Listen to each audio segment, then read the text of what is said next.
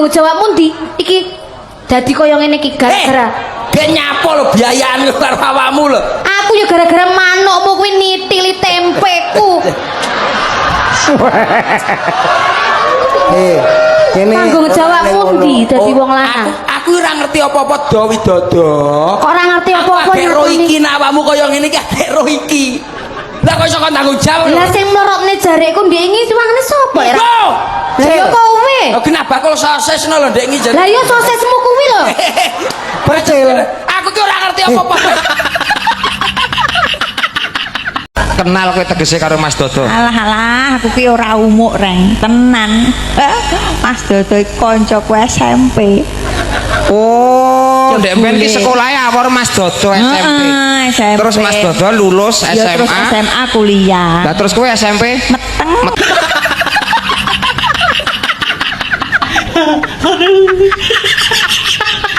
Aku ngomong miku mbok jaluk kon meneng bareng aku meneng aku salah. Ngene lho. Aku tak sambutan ya, aku tak makili. Makili sapa?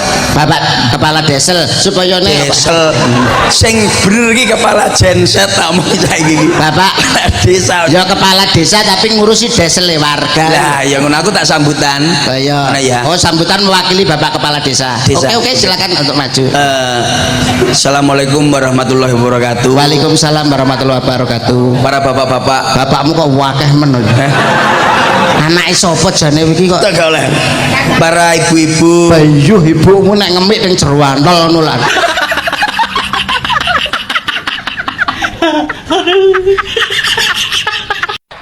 Lah we rong roh we. Kewan sing paling pinter. Apa? Pitik jago. Lho. Pitik jago. Pinter lho wi. Lah nyapa? Lah kalau mangan genek lawe ditawani kok. Nyapa? Tuku kerupuk. Kuku ruyuk wah. Tuku kerupuk. Ah, kowe iki kuku ruyuk tuku kerupuk. Jadi jajal lah sarau awakmu. Apa? Kewan sing paling cilik sak donya iki kewan apa jajal? Ayo ngomong anake tengu Ndang. Ayo. Ayo wis ngomong sembarang wedhus ah kalah. Tuma. Apa bedanya bodrek karo kowe Mas? Bedanya bodrek sama saya. Apa? Oh bodrek ya obat. Nek bodrek iku nambani lara sirahku, lah nek awakmu nambani kangen ning atiku. Ayo. Tapi biasanya wong wedok iki nek omah-omah mesti kacang. Kok iso, Pak? Nonggo karo petan lho kakean Cangkem. Pak Jo iki ngawur iki. Kakean cangkruan. Kakean cangkruan. Ora entuk ngono kuwi. Saiki wis omah-omah. Gunane apa paedahe apa ngomong ora bener. Timbang kowe ngomong lamis. Kowe iki jenenge ngrokok nuwun sewu kuwi apa roh merdine rokok. Ora roh. Lah kayak nek tetembangan nek sok tembange sok gethuk asale saka tela. Biasane. Tapi nek khusus rokok apa iso kowe? Enggak karo. Rokok moro-moro mesti takok. Semang-semang omongi sing ngarang-ngarang. Ya iso lho. Rokok moro-moro mesti takok.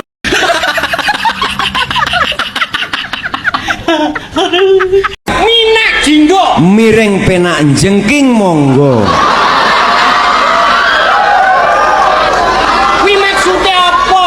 Lah wong wis dituku itu hak asasine sing tuku sing. Bah dirokok karo mleding, bah karo jengking kuwi kan yo urusane. Wong pancene wong iki selerae dhewe. Selerae dhewe.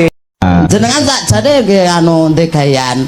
Duwe Nggih gaweane ndak tuh PLN. Oh ya apik kuwi nggon bagian setrum. Dadi nyinden ngene iki nggih anu ya sampean ya. Sampai Nyambut gawe utama. PLN Mas. Oh, bagian apa? Nyetempeli. Oh. Anu nyebut gawe nang ndi?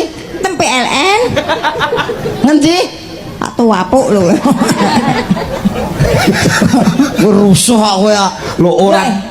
Ya kok rusuh ki jenenge wong ditekoni kan ditekoni saurane kan ya alus. Ning ya nggo spasi to.